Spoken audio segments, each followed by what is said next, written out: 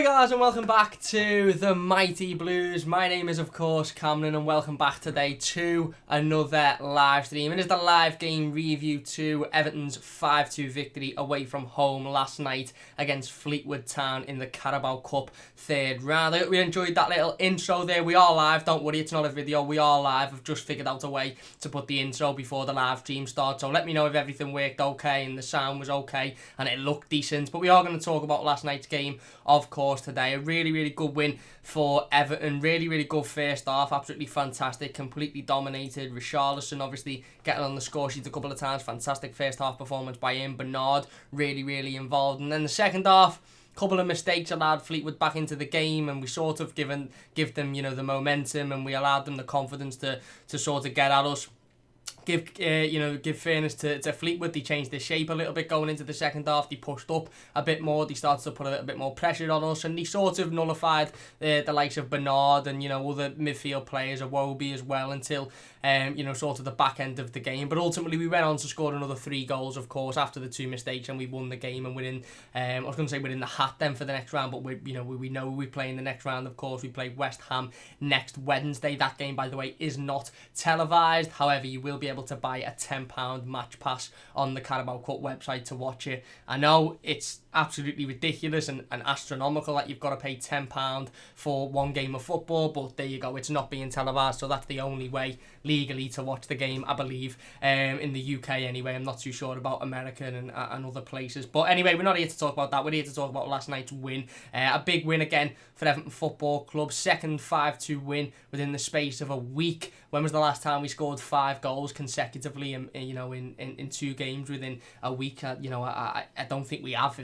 If we have, it's been a long time, certainly longer than I can remember. And it was a good result. Look, obviously, like I said, we'll talk about the mistakes a little bit later on in the live stream. We'll go through them, we'll dissect them, of course. But overall, looking back on the game and looking back on the results, it was a good performance. It was a good result. And we're, like I said, we go into the next round to win a game 5-2 away from home. Okay, granted, it was against, a lower league opposition in a game that we expected to win. It still doesn't take anything away from the fact that it was a good win. It still doesn't take anything away from the fact that Richarlison, Bernard, Iwobi, all of these players in the first half especially were absolutely on fire, and Fleetwood couldn't get near us. Now, of course, again, in similar fashion to the game against West Brom, really, we give away 2 stupid mistakes and allowed them back into the game and allowed them that confidence and allowed them that ability and belief. But ultimately, after those mistakes, they didn't really have much else. Our quality shone through. We calmed the game down again, and then we went on, and obviously after Fleetwood's first goal, we scored our third, and then of course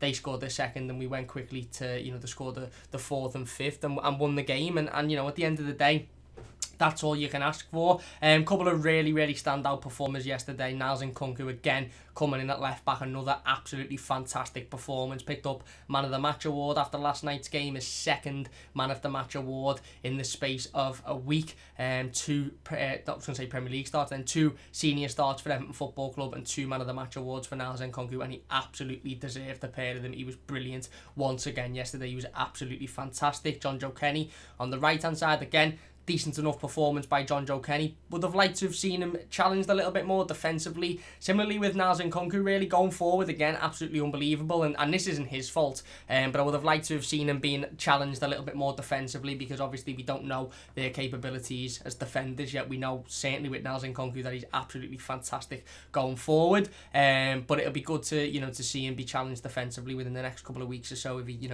I assume that he'll be playing in the West Ham game unless Carlo goes with a full strong 11.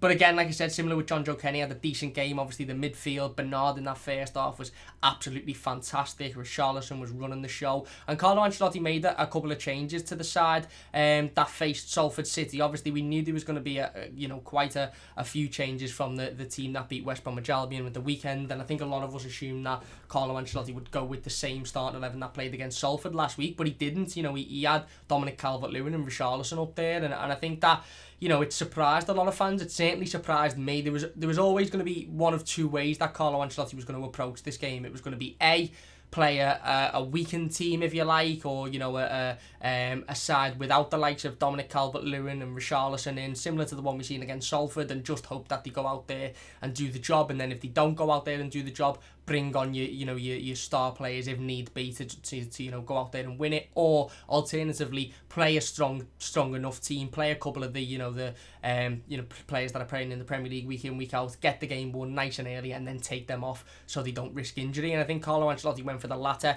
Obviously, defensively we knew that Michael Keane was going to have to play either Michael Keane or Yerry Mina, if not both. And of course, with the centre back situation and the dilemma at the moment, Yerry Mina was given the night off. It was actually his 26th birthday yesterday. Yerry Mina was given the night off, and Lucas Digne stepped in next to Michael Keane, which again was something that we spoke about in the preview, because obviously Lucas Digne had stepped in last week against Salford and obviously fit in there when Jared Branthwaite had gone off. So Lucas Digne was in there next to Michael Keane. Of course, we had Nelson Nkunku at left back, we had John Joe Kenny at right back. Again, no qualms with those whatsoever. Jordan Pickford in goal, which I think before the first whistle, before the game had started, I don't think a lot of Evertonians had a massive issue with.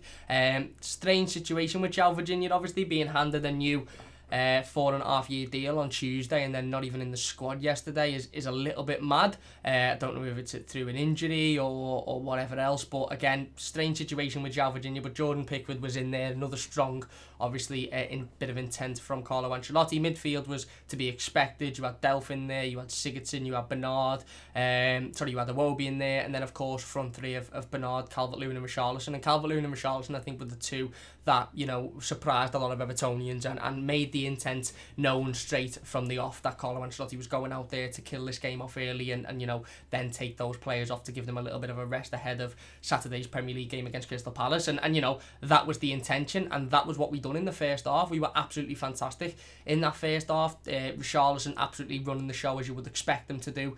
Obviously got his first goal, fantastic bit of play down that left hand side. Bernard with an absolutely exquisite chipped ball into the box, and Richarlison gets on the end of it with a diving header, and it's a fantastic header. And then not long afterwards, Richarlison again, ball gets switched from the right hand side. Richarlison with a brilliant touch, cuts inside, passes it to Alex Iwobi. Alex Iwobi with a brilliant back heel flick. 2 back heel flicks assists they were in this game yesterday for Everton Football Club, and both of them were absolutely stunning.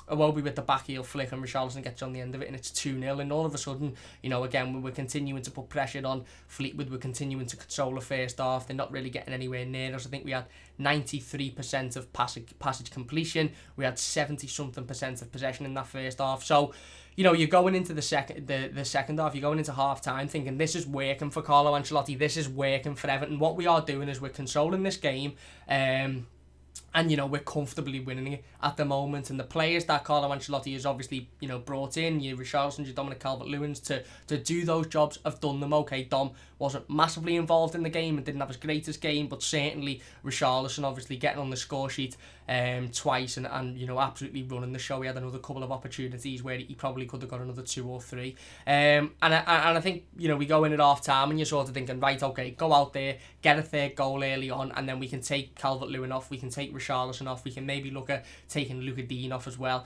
just to sort of again keep the fitness up and make sure that they don't get injured in a silly way. The last thing we could have wanted was Richarlison to play 70 minutes and on the 69th minute him get kicked in the shin by Glenn Whelan or somebody and then end up being out for 3 or 4 weeks. We just did not need that. So for me, going in at half time, you're looking at it thinking 2-0's not the safest scoreline. If you can go out, if you can get a third, completely kill the game off, and then go out there and take your Calvert-Lewins, your Richarlisons, your Lucas Dignes off, and then just sort of go out and ease the game, then just control it and see it out. 3-0 is a decent result. But of course, we come out after the half time break and it's never the same, is it? Again, second game on the run that Everton have conceded a silly mistake at the beginning of the second half and ultimately conceded the goal, which has put a lot of pressure on us. And this time it was through a fault of Jordan Pickford. Look, I got a little bit of stick in the comments of the player ratings yesterday because I give Jordan Pickford a 5. A lot of people saying he should have been given a 3. Some people saying he should have been given a 0 or 1. Again, I don't really need to justify it, but I give him a 5 because more of the whole team performance. I didn't just want to throw a 3 or a 2 in there after we've won 5-2 away from home, after we've made it 4 straight wins on the bounce and 2 straight wins by when scoring 5 goals. So I didn't just want to throw a 2 or a 3 in there, but I do understand that Jordan Pickford probably didn't deserve a 5, because he was poor yesterday, and again he made 2 silly mistakes that you do not expect from your goalkeeper, and it's worrying really, because we've strengthened so much in the middle of the park, and defensively towards the back end of last season we looked solid as well. Don't get me wrong, Yerry Mina was at fault on Saturday against West Brom for a couple of the goals and should have done better, but Michael Keane's looked brilliant, Luca Dean's looked brilliant, Seamus Coleman played really, really well, Niles Nkunku, John Joe Kenny played really, really well. So there's only really Jordan Pickford at the moment in that back line that you look at and you think, there's not a lot of confidence in you. And I don't think Jordan Pickford has a lot of confidence in himself, to be honest. Let's not be fooled by the smiling and the laughing at the camera when he makes a mistake, and by the interviews saying, oh, I love my own ability and this, that, the other. Let's not be fooled by all of that. It's a human trait, a common human trait, for when people are nervous and when people are lacking confidence, they laugh. Not everybody's like that. Some people crumble, some people look sad, some people get upset. Other people laugh when they're nervous. You'll have seen, I don't know if anybody's seen the prison programmes, completely off topic here. Well, it's not, it's kind of on topic. I don't know if anybody's seen the prison programmes where I think it's Beyond Scared Straight it's called, and they take young men and women into prisons. They're only teenagers. They take them into prisons and they say, basically, if you carry on your antisocial behaviour, you're going to end up here, and they have the prisoners screaming at them to see what it's like and stuff. It's not on telly anymore, but, and again, off topic, it was absolutely brilliant. But there was a couple of, people that were on that show that would laugh when being screamed at, and that would be sort of judged as to think, well, they're just laughing in the face of somebody, they're not taking it seriously, they don't care, and then the person would be taken away and asked, why are you laughing, what's going on, and they break down in tears and say, I just laugh when I'm nervous. And I think we may have a similar bit of this with Jordan Pickford, as to when we see him smiling at the camera, when we see him laughing, when we see him not really seeming angry with himself, it's because he's embarrassed, it's because he's nervous, it's because he's not confident. Now, he didn't do any of that yesterday. He wasn't laughing, he wasn't smiling. Again, I'm not excusing that, by the way. I think it's stupid and quite frankly, really, really silly of Jordan Pickford to smile and laugh and pull faces at the camera when he makes mistakes. But he didn't do that yesterday. He looked frustrated with himself, and rightly so as well. He was the cause of the 2 goals. Now, I also want to sort of not put a blame on Michael Keane, but I don't think Michael Keane helped him in the case of the first goal. It's a bit of a dangerous back pass. Now, don't get me wrong, Jordan Pickford should see the player out of the corner of his eye, and he should put his foot right through the ball with his right foot, whether he's not confident with his right foot, whether it doesn't go to an Everton player, whether it goes out halfway up the pitch, whether it smacks Michael Keane back in the face. He should just put his foot right through it with his right foot. But he doesn't. He tries to turn. He tries to get it on a strong foot, and he tries to take the 3 attackers on who have swarmed him at this point, and ultimately the ball obviously ends up breaking for a Fleetwood player, and he takes the shot and it goes into an empty net. And again, like I said, you can sort of put a little bit of blame on Michael Keane for the back pass, but for me, you've got a Premier League goalkeeper there, a goalkeeper who plays internationally for his country, has played in World Cup semi-finals, and he's making stupid mistakes like that. I could see when the camera went to the position of Jordan Pickford, you can see the player zoning in on him fast.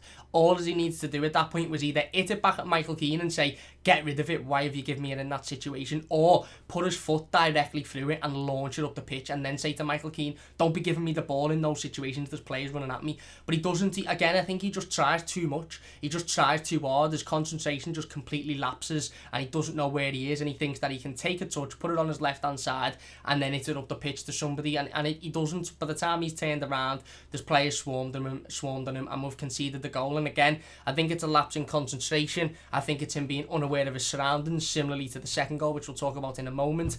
And I think it's poor from Jordan Pickford, but I didn't want to sit here and just rip him to absolute bits. A, because pretty much everybody else on the pitch was outstanding and we won the game 5-2. And B, because he just looks like a player who is so void of confidence, so void of confidence. And in recent months and years, we've seen players that have put in poor performances and seemed really low on confidence, and then 2 or 3 months later a story's come out, whether it be Michael Keane coming out saying he suffered from mental health because he was struggling with an injury, whether it be the awful news about Gylfi Sigurdsson. So I don't want to sit here and kick a man while he's down and completely rip into Jordan Pickford for that performance. It was poor, it wasn't good enough, and I think the main thing that we can all take as a fan base, and we can all sort of think, right, okay, well, at least he's noticed it, is Carlo Ancelotti wasn't very happy with Jordan Pickford. Carlo Ancelotti realised quite quickly that that wasn't good enough. And although he come out in his post-game interview and he said, you know, it's not an individual mistake, it was a team mistake, I think he was referring to the pass back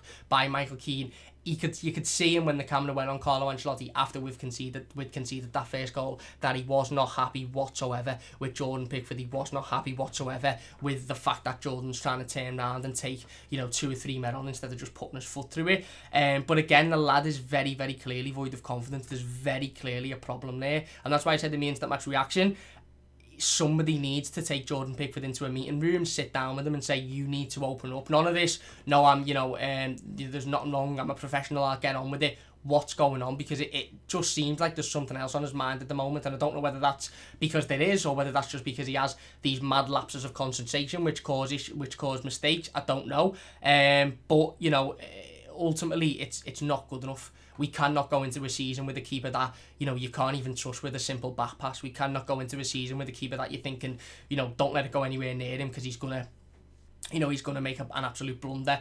You know, a lot was made this summer about how Jordan Pickford may perform better because he's got a stronger defence in front of him, because he's got a more stable midfield in front of him, because he's more confident in the players in front of him. That's completely fine. But the defenders in the midfield need to be confident in Jordan Pickford as well, and I just don't know whether they are at the moment. And that is an issue that needs to be resolved for whatever reason. But that's why I didn't massively go into him yesterday, because ultimately he didn't cost us the game. You know, he didn't. You know, he didn't throw it for us. We still won the game quite comfortably, but he was poor. He was really, really poor, and he was massively at fault for the first goal. We will get into the live comments in just a moment. Reece says, have you seen the ratings? I don't know if you're on about my ratings that I done yesterday or some other. I seen a rating today. I don't know who it was from. It was just a screenshot of a picture, but it was whoever it was had given Niles Nkounkou a 5 and said he had a poor game. And, you know, these people get paid to talk about football, by the way. They get paid to say stuff like that. It's beyond me.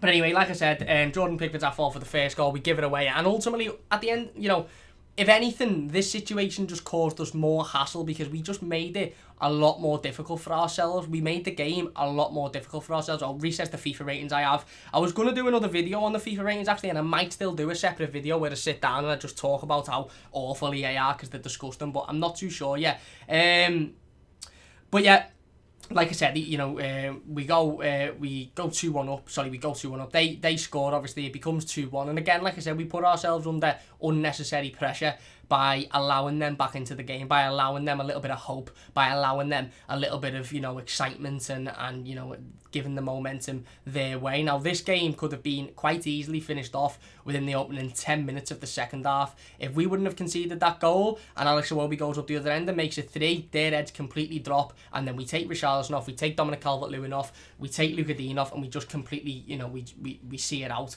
But because we conceded that goal, we give them unnecessary momentum, we put ourselves under unnecessary pressure, and Dominic Calvert-Lewin and Richarlison had to work harder for longer, which wasn't ideal, of course, given the fact that they'll both be playing, I'm assuming, near enough 90 minutes on Saturday against Crystal Palace. But anyway, like I said, you know, we pretty much replied straight away. They scored their first goal, we go up the other end, we scored our second. Anthony Gordon is on the pitch by this time, plays a lovely ball through the box. Again, massively impressed by Anthony Gordon yesterday, plays a lovely ball through the box. Richarlison just misses it. Shame for Richarlison because he could have got his third goal and obviously his hat-trick, but he just misses it. I think he missed kicks, and Alex Iwobi is there to finish it. Really, really good finish by Alex Iwobi. Thought he had a decent game yesterday, to be perfectly honest with you. Really, really good finish. And then you're thinking, right, okay, we've made one mistake now. Let's not do anything stupid. Completely kill the game off. Go out and get another one, so you've got a 2-goal lead, and then hopefully their heads will drop, and, you know, we'll be able to, again, just comfortably see this one out. But again, we don't. We continue. The game carries on. Again, we're having a lot of the possession. We're still creating. We're still trying to get forward. But the second half, the first half, we were so dominant, we were so controlled on the ball. You know, they never got anywhere near the ball for large parts of the first half. Bernard was dictating things. You had Richarlison, who was a level above anybody. You had Dominic Calvert-Lewin, who, okay, didn't massively get involved, but was holding defenders off and was doing the physical work. You had Niles Nkounkou bursting down that left-hand side. We just looked so in control. It looked very, very easy for Everton. And the second half, I don't know whether it was because of Fleetwood's tactical change or, you know, Everton just didn't come out the same, but we just just couldn't get a foot on the ball in the midfield. We couldn't control the ball in the midfield. Again, partly probably because of the momentum switch, but we just, you know, Bernard wasn't seeing a lot of the ball like he was in the first half, therefore he wasn't, you know, being able to do much. Richarlison sort of became a little bit quieter, Alex Iwobi became a little bit quieter, and all of a sudden Fleetwood had the momentum, and even after we'd scored the third, we still weren't getting on the ball, you know, like we were in the first half, and being able to just grab the game by the scruff of the neck. And then of course they go up the other end, similar to our first goal, a chip ball in, it's a header at the back post. I actually give Nkunku a little bit of criticism, not a lot, but a tiny bit, in I think the instant match reaction yesterday, because I just think he should do better. Again, we've sat here and we've spoke about how fantastic he is going forward, and he is, let's have it right, he is absolutely quality. For a lad of his age, he is physically, technically absolutely brilliant. Every time he's got the ball, he beats his man, very, very quick, gets to every ball, he's full of confidence, he's skillful. You know, whenever he's putting the ball in the box, it's a fantastic ball into the box. He is a very, very good player. However, again, we've spoke about how it'll be interesting to see him when he's tested defensively, because he is a left back at the moment. Look, if now Nkunku ends up becoming a left midfielder or a right midfielder or an attacking player, then this doesn't mean much to anything really. But at the moment, he's our backup left back, and you know, we didn't see him challenged much against Salford, and we didn't see him challenged much yesterday, to be fair. But if we're going to sit here and say, you know, we're absolutely fine with this lad being a backup to Luca Dean in the Premier League, then it's imperative that he shows that he can do the defensive side as well. And I just think he got caught out. The lad's got a free header at the back post, heads it into the box, and listen, I said it in the instant match reaction yesterday, Jordan Pickford could literally stand up and punch this ball out the air before the lads made any sort of connection on it. That's the first mistake. The second mistake is, I understand that you know, an overhead kick can go in either corner of the goal. I understand that an overhead kick can go anywhere, but why he's diving like that when the ball is literally 5 yards in front of him is just beyond me. Not only if he stays standing, he's probably able to catch it before the lads even make a connection. But if he stays standing and the lad still makes a connection, it just hits him. And it either hits him on the face or he catches it with his chest and it's not a goal. But he dives absolutely ridiculously. It bounces off him and it goes in, and it's comical. It's like something you'd see in a Sunday league. It's absolutely comical. And again, it was a show of what I would suggest a keeper with absolutely no confidence whatsoever. A keeper who's making stupid decisions now, to the point where you take him in and you go, look, you can't be doing that in the Premier League, because fortunately for Everton, we went on to score another 2 goals, and we won the game 5-2, and it was relatively comfortable for 95% of the game. But if you make those howlers in the Premier League, it could be the difference between a win and a loss. It could be the difference between a good run and the start of a bad run. You cannot be doing that. For me, again, like I said, I don't know what's going on with the João Virginia situation and why he signed a new contract and then wasn't involved yesterday. And, you know, he played well against Salford, so I'm not too sure. Jonas Lersel, don't think he's got a future at the football club. But Jordan Pickford cannot be making those mistakes, and if he carries on, he's going to need to be taken out the team. And the frustrating thing is for Evertonians is, you know, a lot of people are saying go out and buy Sergio Romero for £20 million, go out and buy Jasper Cillessen, who have been linked with today. One thing I do want to say before we go any further, I'm trying to sort of reel me quickness in, because I've been made aware, and I understand myself that I do talk very, very fast in these live streams and in these videos, so I'm trying to slow it down a little bit so that anybody that doesn't quite catch everything I say catches enough of it. So that's why I'm consciously trying to slow it down. If you're not enjoying, by the way, so far, please do hit that like button. It does only take a second. If you're new to the channel, don't forget to subscribe, share the live stream. Let's try and get as many people involved as possible. But again, you know, I said it before on Twitter when we were linked with Jasper Cillessen from Valencia, Dutch goalkeeper. I said Everton are bound to be linked with every goalkeeper under the sun now because of the mistakes that Jordan Pickford made yesterday. It's easy journalism, it's lazy journalism, and it will get easy clicks. If you're an Everton fan and you go on Twitter and you see Everton linked with Sergio Romero, or Everton linked with Jasper Cillessen, you're more than likely to click on that article and read if there's anything in it whatsoever, because we're at this point where we're looking and thinking we could need a new number 1 goalkeeper this summer. The reality of the situation is, unless Everton sell Jordan Pickford, which isn't going to happen unless we get a substantial bid, and by substantial I'm talking 25-30 million pounds, if not more, then we're not signing a goalkeeper for 20-30 million pounds. I'm sorry, but we're not. We haven't got the money financial fair play wise, and why would we spend another 30 million pound to have two £30 million goalkeepers in the team and only one of them playing. It wouldn't make any sense. And it's not. I'm sorry, but it's not going to happen. It's just not. If we sell Jordan Pickford, then yes, of course, we go out and buy another goalkeeper. But who's going to pay £25-30 million for Jordan Pickford? Who's going to do it? It's not just the case of, I'll just put him on the bench, just, bring somebody else in for 20 million and put him on the bench, because you've got a £30 million goalkeeper on 150 grand a week there sitting on the bench. It's not going to work. Unfortunately, that's the reality of the situation, and I think Carlo Ancelotti understands that, and that's why he's not quick to criticise Jordan Pickford, and that's why he's not quick to go in on him and talk about replacing him, because he knows that the only way we're going to replace Jordan Pickford is if that somebody comes in for him, and we can sell him, and the only reason, the only way in which we're going to buy a new goalkeeper, or at least a goalkeeper that can come in and be the number one, is if Jordan Pickford leaves the football club. I'm not saying we won't sign a goalkeeper this summer, not saying that goalkeeper won't be good enough to challenge Jordan Pickford, but it won't be a massive name for £20-30 million unless Jordan leaves the club. And let's be honest, who's bidding that much for Jordan Pickford? Is he worth that much? Probably not. So why would any team bid it? And I think that's another important point, and it's definitely an important point to think about when obviously we're talking about potentially replacing him. But anyway, again, ball comes in and he absolutely flaps at it, bounces off him, goes in the back of the net, and again, unnecessary pressure put on us. Unnecessary momentum given to Fleetwood at an unnecessary time in the game. We've just scored the third goal. Calm it down. Completely control the game. Go out and just, kill it off. At first 5-10 minutes after scoring the third, go out and just control the ball, pass it round, make them frustrated. We don't. We go and give them a second goal. It becomes 3-2, and all of a sudden, their confidence goes through the roof. Their belief in themselves goes through the roof, and we become under more pressure. Again, then very similarly to what happened after we scored the third before they scored the second, Everton still getting forward, Everton still trying to create. Again, by this point, like I said, Anthony Gordon had come on, was playing absolutely fantastically, was absolutely everywhere. I said it on Twitter last night. For me, I absolutely love Anthony Gordon. He's the type of player that I love at Everton Football Club. He's so direct. He wants the ball and he wants to drive the ball into the box. He wants to create opportunities. And for me, if I'm an Everton player and I'm playing with Anthony Gordon, it's an absolute dream, because all I have to do when he has the ball is stand in that pocket of space in the box with no one around me, and 99 times out of 100 he's picking you out with a perfectly weighted pass, and all you have to do is put it in the back of the net. We seen it last week against Salford when he put the ball in for Gylfi Sigurdsson. We saw it yesterday against Fleetwood. He done it for Alex Iwobi at one point, but Alex Iwobi scuffed it. He done it for Bernard. He done it for Alex Iwobi for his goal as well. It was an absolutely brilliant display by Anthony Gordon once again. And of course, he breaks down that right hand side this time, plays a good ball into the box. Bernard's on the end of it. It's bobbling a little bit because I think it takes a little bit of a deflection. It bobbles a little bit. Bernard's on the end of it. Fantastic finish, and it's 4-2.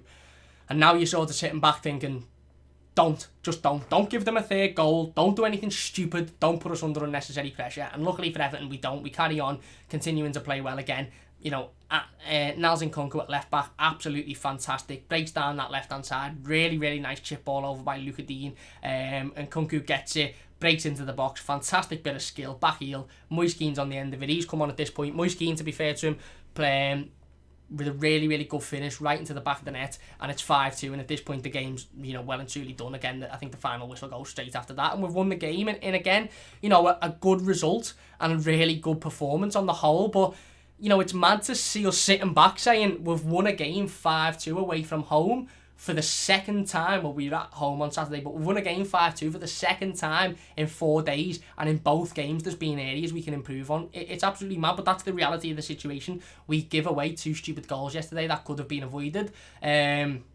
But ultimately, we also scored 5, and we were firing on all cylinders at the other end of the pitch, which you have to applaud your Dominic Calvert-Lewins, you have to applaud your Richarlisons, you have to applaud your Anthony Gordons, your Nelson Kunku, Alex Iwobi, Gylfi Sigurdsson, all involved in some way, shape or form in the goals over the last couple of games. So we win the game 5-2, and it's happy days, and we move on to the next round against West Ham United, which is next Wednesday, 7:45 kickoff, home fixture at Goodison Park. Again, I dare say Carlo Ancelotti will play a strong side for that game as well. We might even see an Allen and a Decore, maybe a James Rodriguez in that game because it's against Premier League opposition. But this one, again, was a good result and overall a good performance. Listen, we'll go into some individual performances. I want to talk about Richarlison. I also want to talk about Niles and Nkunku and Bernard in a little bit more detail. I think we've talked enough on Jordan Pickford. I just think, he needs to improve. He needs to gain more confidence, don't get me wrong, and fans getting on it's sort of a catch-22, double-edged sword, because he needs more confidence, but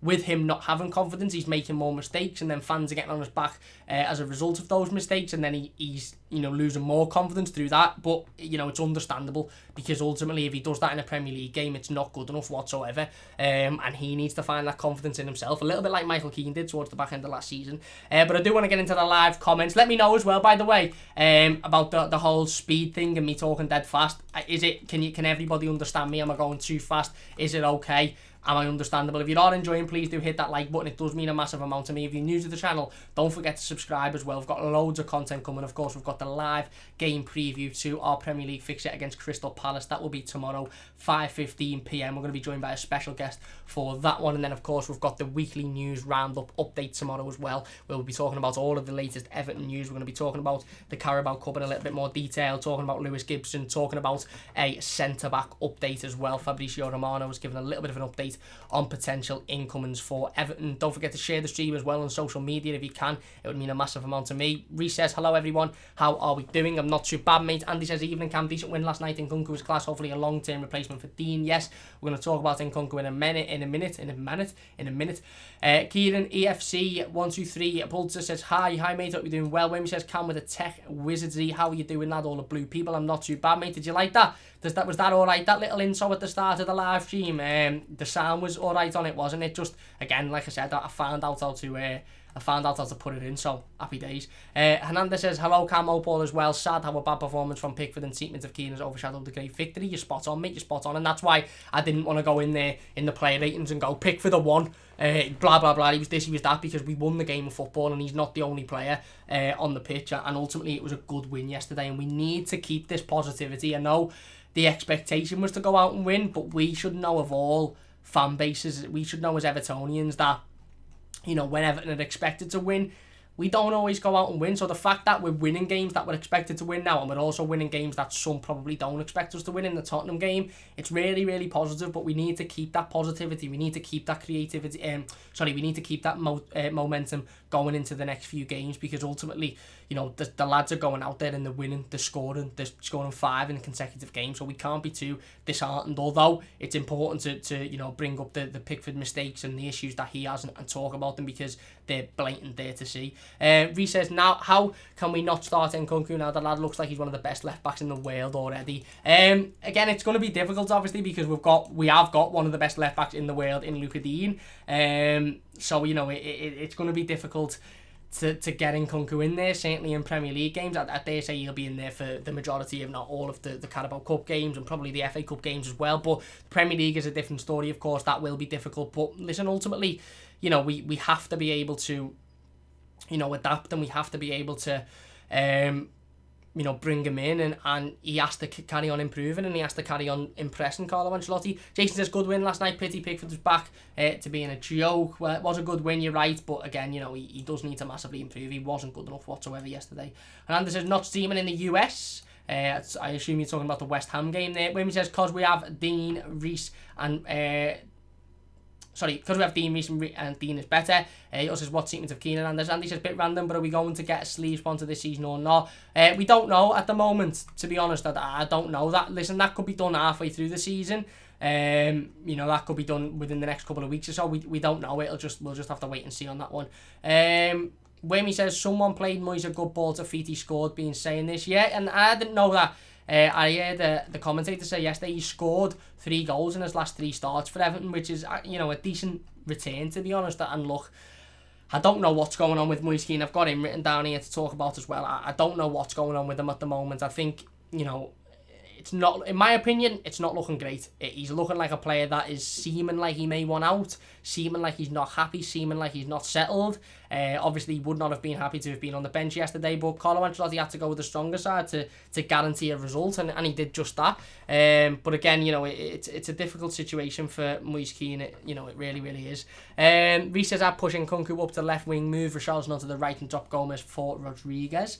Maybe. Sportpad says, we need a new goalkeeper. From what I saw, if we play big teams and we don't score more goals, then we lose. That's it.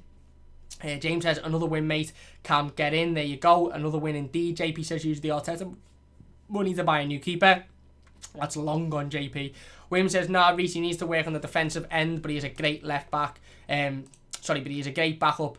We have no problems at left back. And Reece says, I'm just getting ahead of myself. Listen, he's a fantastic young player. Don't get me wrong, he is a fantastic young player. And, he will be in and around this first team for a long, long time. But you're right, we have to sort of allow him that time to impress, allow him that time to improve, allow him that sort of, a little bit like Anthony Gordon, we need to allow Niles Nkunku to have that hunger, to have that fight.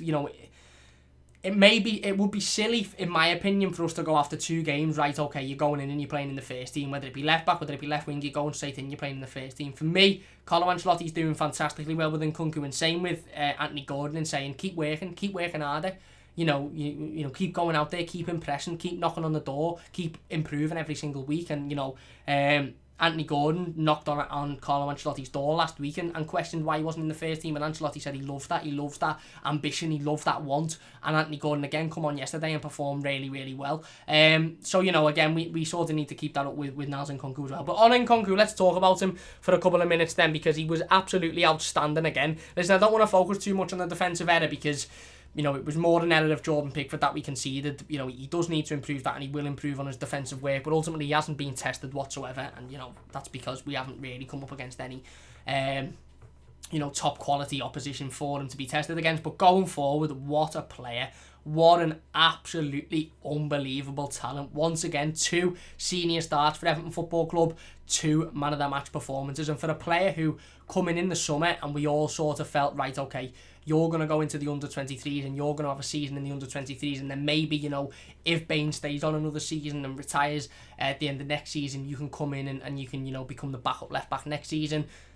What could have happened if that would have been the case? I'm not saying that I'm happy Leighton Baines has retired. I'm not saying that I'm made up that he's not at the club anymore. He is at the club, but he's not a player at the club anymore. But what I'm saying is that if Niles Nkunku would have gone in the under-23s, then who knows what his future could have been. He may have fell into the bracket of players that go into the under-23s, play half a season, go out on loan, come back, not quite good enough to play in the first team because Luca Dean's still playing fantastically, so he goes back out on loan. 3 or 4 loans later, we end up selling into somebody for £10 million.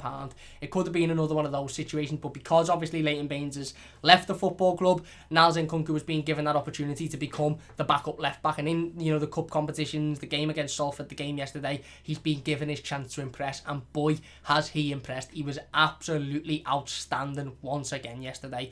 Brilliant performance by Niles Nkunku. Not only is he so good physically, technically he's absolutely fantastic as well. He's got, bags of pace. He beats his man constantly. There was a couple of times yesterday when Niles Nkunku found himself on the wing with the ball at his right foot and a really, really good opportunity to cross it in, and there was a couple of players in the box that could have gone on the end of it, but instead he put it back on his left foot and beat his man, got to the byline and played a really good ball through the through the middle of the box, and he got 1 assist yesterday. Obviously the goal for Moise Keane, the 5th goal, but he could have got 2 or 3. There was a couple of balls he put into the box for Dominic Calvert-Lewin that, if Dom had been a little bit more sharp, and if Dom had been on the end of them, Niles Nkunku could have got 2 or 3 assists yesterday. He was absolutely outstanding again. He looks a real top player, and definitely a player for the future. For the now, I've seen somebody put in the live comments before. We will get back into the live comments in a moment, by the way. I've seen somebody talk about maybe potentially putting him at right back.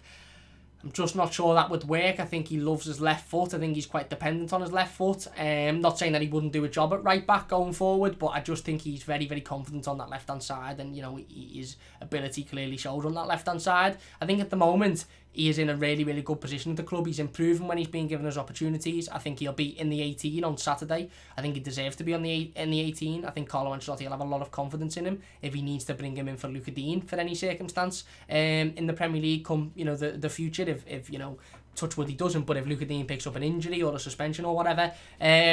So I think Niles Nkunku's in a brilliant position at the moment, and he was fantastic once again yesterday. Technically, for a lad of 19 years of age who hasn't played in English football before, who's come in obviously for £250,000 with the view of, right, you're going to go and play in the under-23s, to be told, 2 weeks ago, right, in fact, you're going to be a part of the first team now. You're going to be playing first team football. You're going to get your opportunity in the cup competitions. You're going to be playing alongside, Richarlison, Luca Dean, to be given that opportunity and for him to shine in the way he did, in the way he has so far. He's brilliant. He's absolutely brilliant. I love him. I think he's a fantastic young player. Again, technically really, really good. Constantly beating his man. Constantly getting to that byline. Really, really good back heel, obviously, for Moise Kean for the 5th goal, which just, it just completely summarised Niels Nkunku's game for me, which was pure quality, pure class. Really, really fast. Always beating his man. Dead confidence on the ball, wanting to constantly be on the ball, wanting to constantly break forward, and he was brilliant. He was absolutely brilliant yesterday, and again, like I said, we've got some player on our hands here. He's looking fantastic so far. I want to talk about Richarlison as well.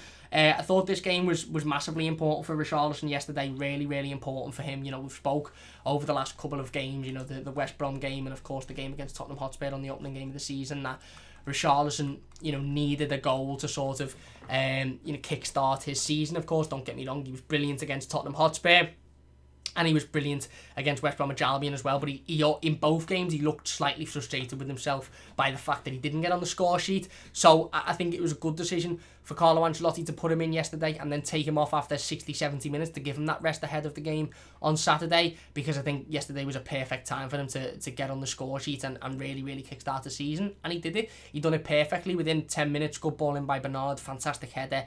Gets on the score sheet, gives him bags of confidence, and then he just completely consoles for the the rest of the time that he's on the pitch. Really, really good second goal as well. Brilliant touch, cuts inside, plays it to Alex Iwobi. Great back heel by Alex Iwobi and a fantastic finish. So again, I was really, really impressed with Richarlison. Very, very dominant on the pitch, which we would have expected against the opposition that he was playing against. But also, not only that, massive for his confidence as well. And obviously him kickstarting the season with a couple of goals, and hopefully he goes on now to the Crystal Palace game at the weekend, and he shows that confidence and he shows that ability, and he gets another couple then. If you're not enjoying the scene, by the way, please do hit that like button. It does only take a second, and don't forget to subscribe to the channel if you are new as well. Feel free to share the stream. Big thanks to everybody in the live comments. We will be getting back into the live comments in just a moment. If you're new to the channel, don't forget to subscribe as well. But again, really, really good performance by Richarlison. Fantastic by Niels Nkunku. We also thought I also thought Alex Iwobi played really, really well yesterday. Looked solid again. Best game, he's had in an Everton shirt probably since Norwich away towards the back end of last season. Struggled with with an injury for the last couple of weeks or so. Got back into the team and, of course, got on the score sheet. Could have had 2. Probably should have had 2. Should have done better with the second chance, but ultimately, look, he got his goal. It was fantastically taken after the ball. Obviously, roll past Richarlison. He gets on the end of it. It's a nice finish. And again, it would have given Alex Iwobi a lot of confidence yesterday. And, he looked good. He looked creative. He was getting on the ball. Couple of good turns with it. Couple of good bits of play. Quite impressed with Iwobi yesterday. We'll get back into the live comments then. And then I want to talk about Bernard and Moise Kean. And we'll have a little conversation about Anthony Gordon as well before we finish up. I hope you are all doing well, by the way. Big thanks to everybody in the live comments. If you're watching as a YouTube video, don't forget to leave your comments in the comment section. I'll get involved with as many of them. Hernandez says just the articles on how unhappy he is and isn't celebrating anymore when he scored. Everyone talking about how bad he wants to leave. Well, I don't know if we remember. Sorry, just have a little bit of a sip of the water. But Romelu Lukaku went through a little bit of a stage like that towards the back end of his Everton career. And now, don't get me wrong, there was a lot more rumours about Romelu Lukaku and how unhappy he was and the fact that he didn't like being where he was and all of that sort of stuff. But Romelu Lukaku went through a spell where every time he scored or every time the team scored or every time he was involved, he didn't look really happy, he wasn't smiling, he wasn't celebrating. And of course, that was, quite strange to see after pretty much every goal Lukaku scored in his opening 2 seasons at Everton. He was celebrating like mad. He loved it. Again, similar with Moise Kean. Obviously, we've seen his goal against Newcastle last season, his first goal in an Everton shirt. The relief, the desire, the celebration that it just oozed emotion. Whereas this yesterday, again, it was a good finish. You've got to give it to the lad. It was a really good finish. It was a fantastic bit of play by Nkunku, of course, and he completely put it on a play for him with the absolute filthy back heel. It's filthy. It is, that back heel should have been illegal. I watched that and I watched the replay and I said to me, Dad, you're going to have to turn this off, mate, because I can't watch that without feeling bad anymore, because that defender's going to go home and have nightmares, mate, because it was absolutely it was just naughty. Absolutely naughty is how I'd describe it. But to be fair, it was still a good finish by Moise Keane. And again, he didn't celebrate. And whereas last week, obviously, he scored the penalty and he didn't celebrate, I think that was down to the fact that he'd had a poor game and he didn't want to completely embarrass himself by running off and doing some, mad celebration after he hadn't really had a great game. This week, I think it was more frustration that he didn't start.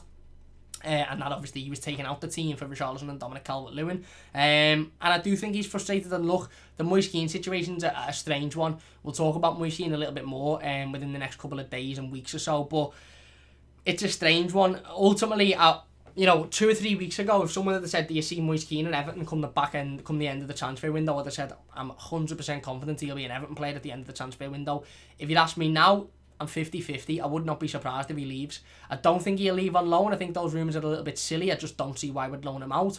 But, as to whether he'll leave on a permanent, I don't know. I'm a little bit 50-50 at the moment. But, he didn't look happy and it wasn't great to see, of course. And for a lad that had the ball put in front of him and finished, really, really well, and he said explicitly, and finished fantastically. It was a little bit sad to see him not smile and not celebrate because it was a good goal, unlike last week where he scored a penalty and, he didn't win the penalty and he had a poor game and you're sort of thinking, well, right, okay, you've scored, but it was a penalty. This week it was a good finish, so it was a little bit, it wasn't great to see him not celebrate, but there's obviously something going on there and it'll be interesting to see how it unfolds. Like I said, I do want to talk about Bernard. I do want to talk about Anthony Gordon as well before we finish up. Wemmy says, I'm with Riesland and Kunku is a revelation. He was fantastic, mate. Jason said, this is a left field. I would inquire about Jack Butland on loan with an option to buy. Hopefully, Ancelotti will boost the low confidence, put pressure on Pickford. If he is no good, we don't buy Butland. Yeah, maybe. Business-wise, that probably works, but I just think Jack Butland is absolutely dreadful. I don't know if I'm the only one, because I've seen a lot of people talk about Jack Butland and the potential of bringing Jack Butland in, but I just think he's awful. I just don't think Jordan Pickford's very threatened by Jack Butland, and it's going to be difficult bringing in a goalkeeper this summer, because what we have to do is find the balance of bringing in a goalkeeper that is good enough to put pressure on Jordan Pickford, but also a goalkeeper that is happy to play second fiddle if Jordan Pickford ups his game, and you're not going to find many of them, and the only other option is go out and spend 20-30 million on a goalkeeper and him be the number one, which, again, like I said, unless we sell Jordan Pickford, just isn't going to happen. Reece says, I think Keane just wants more game time. I expected Keane and Calvert-Lewin to play up front before we signed players, and now he just doesn't fit the team. I think you're right. I think he does just want more game time, to be honest. Wamey says, maybe I hope not. He's going to be good. In Kunku can be my mates play FIFA, and it's going to be fine. Not too sure about that one. Spudbud says, game was so boring and I enjoyed watching the Blue Boys Network watch along commentary. There you go, brilliant stuff. Wamey says, should have just played Virginia. We would still have won and kept Pico on his toes. Again, Virginia wasn't even in the squad, so I don't know what's going on there with João Virginia. I don't know whether he's injured. I don't know whether he just wasn't preferred. I don't know whether they're now going to loan him out after the new contract. I don't know what's going on with João Virginia, but it was strange to see him sign a new contract and then just completely, not even be a part of the team. We're going to talk about him tomorrow. Sport Botcher says, and Moise Keane his shit would rather get Ellis Sims. Well, again, there's obviously a reason why Ellis Sims isn't in and around the first team, and that must be because Carlo Ancelotti doesn't sort of favour him at the moment. Reece says, update on the podcast. Cam, still working on it, mate, still working on it, but we hope to have an update very, very soon. Luke says, Fabrizio Romano confirmed that Everton are looking at Todibo again, around 16 million thoughts. Wasn't massively impressed with him towards the back end of last season, but I do believe he is a good defender and somebody that if we could get on loan would be a good deal. Which is also being rumoured. Reece says loan would be better, and Wimmy says, I think if he played Keane for Dom, would see a different team if he scored the goal last night in the last 15 with the team playing backwards and keep the ball. And Philip says, late here, did I hear right, we have to buy a one-off match ticket to watch? Jason says, yeah, it's £10 one-off match ticket to watch on the Carabao Cup website, which again I think is disgraceful, but there you go. Couple of other players I want to pick out from yesterday. Bernard.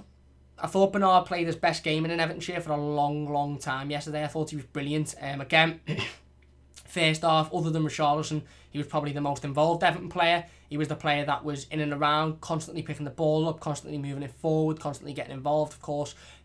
Assisted Richarlison for his first goal, broke through, had a couple of shots himself, sort of tailed off a little bit in the second half, you know, in the opening 15-20 minutes of the second half, but I think a lot of that was put down to Fleetwood's change in formation and their adaptation to the game. But then, of course, he come back into it with a fantastic goal, really, really good finish to put us 4-2 up, and ultimately it was the goal that completely killed the game off. Again, I thought he was brilliant yesterday. Best game in an Everton shirt for a long time. Playing off that left-hand side, but again, sort of moving into the centre of the midfield when needed to. And I thought he was consistent. Listen, if Bernard can keep putting in performances like that, he's going to knock on the door of Carlo Ancelotti. And Alex Iwobi, again, another player who played well yesterday. He was asked in his post-game interview about, you know, whether he's looking to break into the first team. And he said, listen, I want to give Carlo Ancelotti a migraine. And I think Bernard needs to have a similar attitude, not a literal migraine, because the last thing we need is Carlo Ancelotti not turning up on a match day because he's got a migraine, but metaphorical migraine in saying that they're giving him a headache in regards to the team selection. And I think if Bernard carries on putting in performances like that, he will do that for Carlo Ancelotti, because he was brilliant yesterday. He was absolutely brilliant, albeit, again, the issue with Bernard has always been his consistency. The issue with Bernard has always been him being able to keep it up and, you know, carry on that form consistently week in, week out. But, you know, again, if he features on Saturday, I expect a good performance from him. If he features next week against West Ham, which I think he will, definitely, I expect another solid performance from him, because I thought he was really, really good yesterday. And Anthony Gordon, like I said, briefly mentioned him before, another top performance. Anthony Gordon wasn't happy with his lack of involvement in the Premier League win over West Bromwich Albion last Saturday. He said, Carlo Ancelotti said he knocked on his door and expressed that he wasn't too happy with not being in the squad, which is completely fair enough, because Anthony Gordon put in a fantastic performance the week before against Salford City. He was absolutely brilliant. But, you know, in regards to Anthony Gordon, again, didn't start yesterday. I think he would have been disappointed at the fact he didn't start. I was quite shocked at the fact he didn't start, but it was clear Carlo Ancelotti wanted to go for the strong side. He wanted to go for a side that was more than capable of going out and winning that game comfortably early on. And, of course, without the two absolute blunders by Jordan Pickford, I think we would have won the game a lot earlier than we did, or we would have been confident in winning the game a lot earlier than we did. And Anthony Gordon would have probably got a bit more game time. Still, again, it's still a little bit unfortunate for Anthony Gordon, because I don't think he's put a foot wrong, but he come on and he impressed once again. He didn't spit his dummy. He didn't, you know, put in a, he didn't turn around and go, well, I'm not playing, I'm not starting, so I don't want to be here. I'm going to spit me dummy. I'm going to go on the pitch and not impress. He thought, well, you know what? I obviously need to work a bit harder. I obviously need to show me quality more. He went on the pitch, and again, one thing I really, really love about Anthony Gordon, something that we've lacked at Everton Football Club for years and years and years. Obviously, we've brought it in now with the three new midfielders, but something that we've lacked for years is a midfielder that is just direct, that just picks the ball up and bursts down either wing, and his sole focus is, I'm getting this ball as close to the goal as I can, or I'm putting me teammate in a brilliant position to score. His focus isn't, I'm going to burst down the wing and then turn around and look for a back pass, or I'm going to get the ball and just give it away because I don't want it. His sole focus is, I need to pick this ball up, get as far down that pitch as I can, and play a good ball into the box. You know, he done that on multiple occasions yesterday. Good ball in for Alex Iwobi's goal, brilliant ball in for Bernard's finish as well, and he was just exquisite yesterday. Both Anthony Gordon and Niels Nkunku are really, really impressive, and out of those two wins in the Carabao Cup, they for me are the two players that you look at and you think, you need to be in and around the first team. John Joe Kenny, give or take, he's there by proxy because we haven't got any backup for Seamus Coleman, and Seamus isn't going to be able to play 38 games. I haven't been massively impressed. He's done well, he's done okay, he's done what he needed to do, but he hasn't been over the top. Whereas Niels Nkunku and Anthony Gordon have been two players that you look at and you think, you have massively impressed me over the last couple of games. And Anthony Gordon was again brilliant yesterday.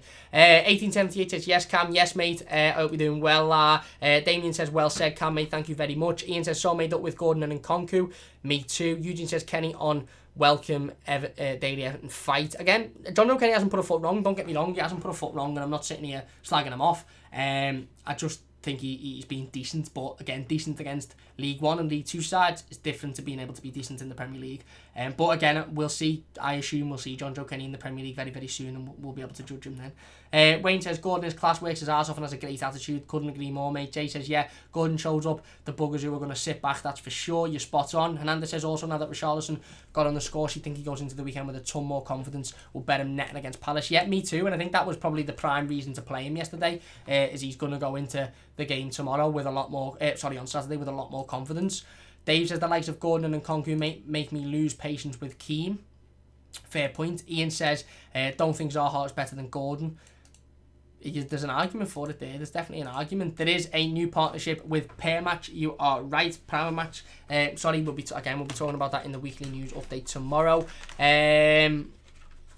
Wayne says, defo Dave, I think a lot of fans are in the same boat about him. Damien says, Nkunku is amazing. Gordon is impressing me massively. They keep this up and we're going to have quality team for years. Luke says, I don't see why people really want Zaha. I mean, he doesn't make the first team. Fair enough. Lavit says, I would stay away from England keepers. Them and Everton just don't go together. E.g. Wright, Pickford. Please no more. Wayne says, no, I'd put Bernard first. He can't do whole game, but his attitude gets the last drop out of the squad, in my opinion. Fair enough. Dave says, don't want a potential bad apple at the club when everyone else is flying.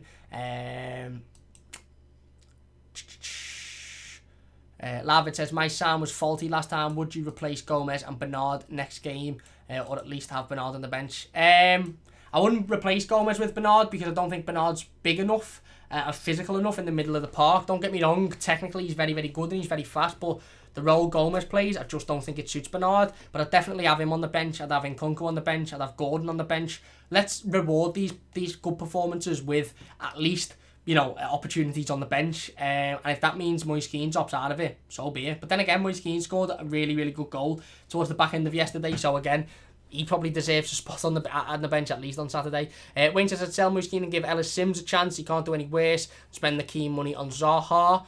Fair enough. John says his job is to score goals and he doesn't want to celebrate his choice. That's true. That is absolutely true. Reece says Semedo wasn't worth 20 million, never mind 37. He's gone to Wolves, hasn't he? Damien says, I think Bernard needs a bit of credit. His heart, played his heart out and got a lovely goal. How he controlled it to keep the ball down was brilliant. Runs his socks off. You're spot on. Dave says Keane is too big for his boots. Hasn't proved shit and has no right to be upset about anything. The support he's had, he's not repaying it. Fair point. Luke says not for any affordable price. I think Leicester would want to keep him. Don't know who that's about. It's about Schmeichel. Jay says, what tattoos got to do with all of this? But I think Kotiba says, do you have an Everton tattoo? Do I have Nil Satis and Nizzy Optimum on my chest there? I'm not going to get it out because I'm not going to get my chest out, but there you go. Carl says, Nkunku deserves to be at least on the bench against Palace. Jack says, Kenny not good enough, takes about 5 minutes to take a throw. Reece says, we definitely need a right back. Luke says, we've already beat Tottenham and I can see a win over United or Arsenal. Goodison, me too, mate. A couple of people talking about the way to watch the game next week. Yeah, it's not ideal, of course. Will Alfred says, should Everton get 4 points for the next 2 games? Can we say with confidence they get top 6? Yeah, if we keep it up, mate. If we keep it up, then yeah. Mo says, James Rodriguez, awesome to watch. He certainly is. Can't wait to watch him again on Saturday. Wim says, let's talk about Nkunku. We have what a player. Dave says, sorry I'm late. I think we spoke about that one. What's this about a 1 match ticket? Everton FC is the best. Says I'm sounding like Jamie Carragher. That's not good. That's not good, is it? Let's get back down then to the comments before we finish up. Hernandez says, is the match preview going to be live? It will be live tomorrow, 5:15 PM on the channel. Damien says, Nkunku is amazing. Gordon is impressing me massively. They keep this up. We're going to have a quality team for years. That's spot on, mate. I think I just read that one, actually. Lavin says, did we honestly think we would hear the word Galactico associated with our players? It's fantastic. It certainly is. Wayne says, isn't Keane on joint second highest top goal scorer? 2 goals? Probably, mate. Yeah, probably. Damien says, the situation with Keane is worrying. No smile or anything when he scored decent goals. Something's going on. I just don't think he's happy that he's not getting his opportunities. But again, he needs to impress. Carlo Ancelotti isn't going to give somebody the opportunity because they're not happy that they're not getting one or because they spit the dummy. Carlo Ancelotti is going to give players like Anthony Gordon an opportunity who are knocking on the door and who are showing in training that they're impressing and who are showing in games that they can turn it on and they can, absolutely obliterate sides. Ian says, if it ain't broke, don't fix it. Bench is looking great now. Wayne says, hopefully top players will want to join us. We're moving in the right direction and got a true leader. You're spot on. Wayne says he can be homesick or feeling like he doesn't fit in. That's true. Joey says 4 games, 3 strikers, 8 goals. There you go. And Ewan says, do you think DCL will win the Golden Boot next May? We'll have to wait and see, mate. He's definitely got a chance of it, but we'll have to wait and see, of course. Anyway, that is going to do it for today's live stream. Big thanks to everybody in the live comments. Once again, I really do appreciate each and every one of you. If you have enjoyed, please do hit that like button. It does mean a massive amount to me. If you're watching as a YouTube video, don't forget to leave your thoughts in the comment section down below, and we'll be getting involved with as many of them as possible. We'll be live tomorrow, like I mentioned, 5:15 p.m. on the channel for the live game preview to our Premier League fixture against Crystal Palace on Saturday. Massive game for Everton Football Club, absolutely massive game, and a big opportunity for us to carry on the momentum and get our fifth